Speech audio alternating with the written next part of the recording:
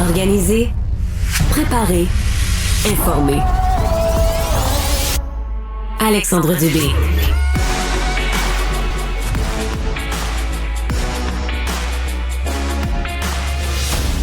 Bon, comment résumer la fin de semaine au Moyen-Orient? Parce que, sincèrement, d'heure en heure, la situation évoluait. Hormuz était ouvert, Hormuz était fermé. Après ça, déclaration contradictoire. Ça se bombardait de part et d'autre.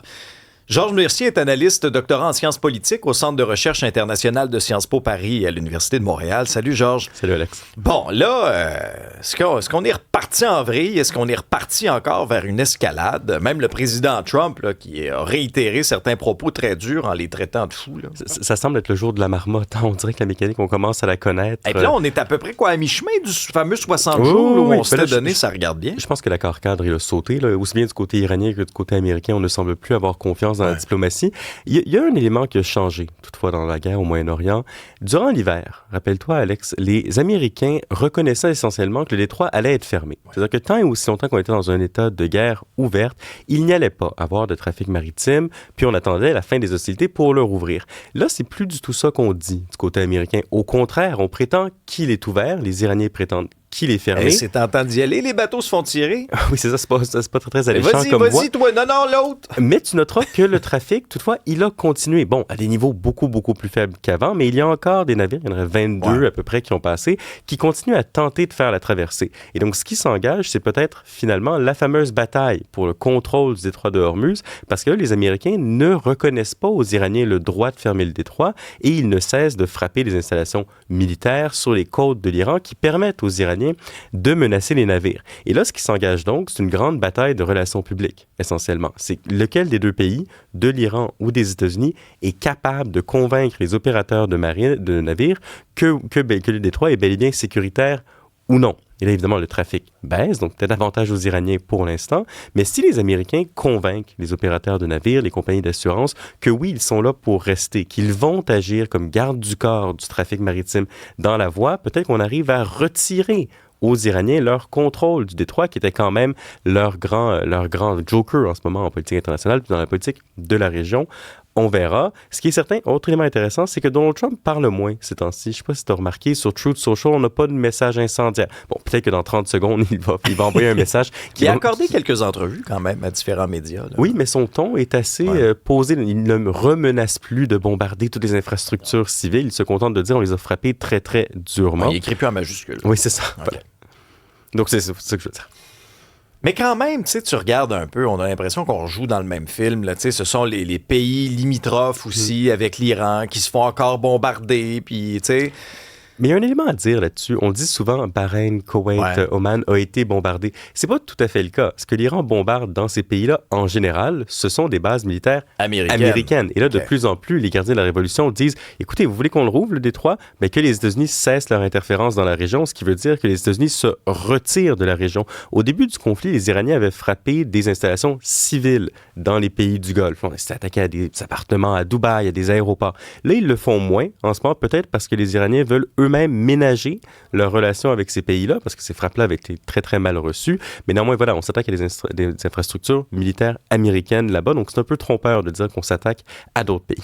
C'est une grosse nouvelle en fin de semaine, la mort subite là, du sénateur Lindsey Graham, qui revenait à peine d'un voyage en Ukraine.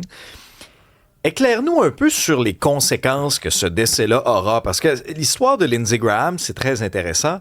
Autant où, actuellement, il était un allié de Donald Trump, ça n'a pas toujours été le cas. Là. Mais en fait, c'est un homme qui exemplifie un peu l'arc du Parti républicain, où lorsque Donald Trump se lance pour la première fois sérieusement dans sa campagne présidentielle en 2015, Lindsey Graham est farouchement opposé à lui. C'est même un de ses adversaires lors de la primaire républicaine, et il a des mots très, très durs contre Donald Trump.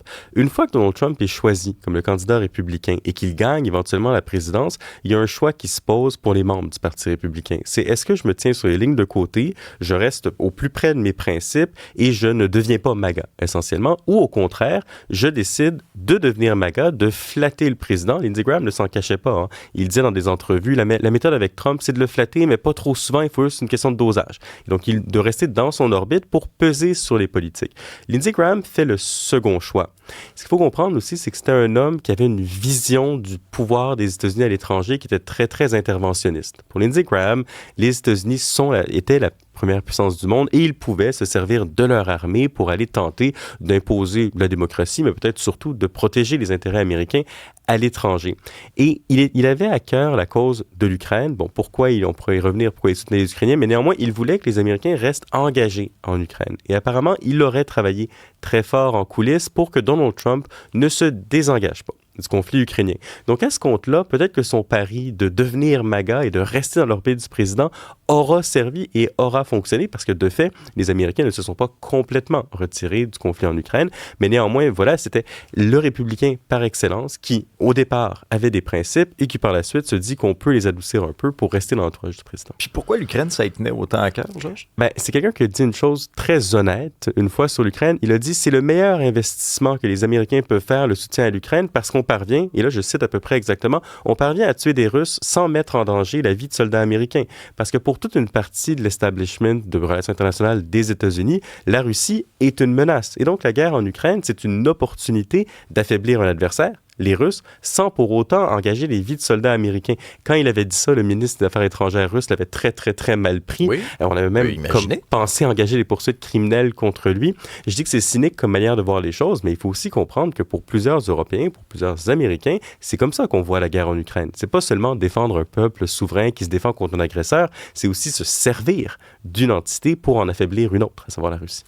Parmi les choses qui ont été marquantes quand même dans les derniers mois, bon, il y a bien sûr la guerre en Iran, mais il y a eu l'espèce de petit crochet au Venezuela là, pour aller chercher le bon Nicolás Maduro. Là, avec un peu de recul, Georges, qui contrôle réellement le Venezuela? Et ça, Alexandre, c'est absolument fascinant. Tu sais, Donald Trump a une haute tolérance au risque. Et au Venezuela, il a pris un pari. Le pari a fonctionné.